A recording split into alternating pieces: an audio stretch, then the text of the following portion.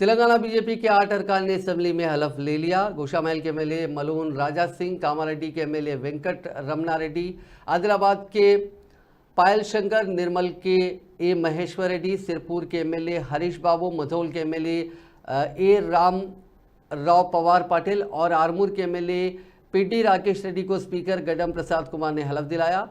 10 दिसंबर को 101 एमएलए ने हलफ लिया था। चूंकि एमआईएम के रुकने असेंबली अकबरुद्दीन अवैसी को प्रोटम स्पीकर बनाया गया था, इसीलिए बीजेपी के अरकान ने उनके हाथों हलफ ना लेने का ऐलान किया था। आज असेंबली में गड्डम प्रसाद कुमार के स्पीकर मुंतखब होने के फौरी बाद बीजेपी के अरकान ने हलफ लिया।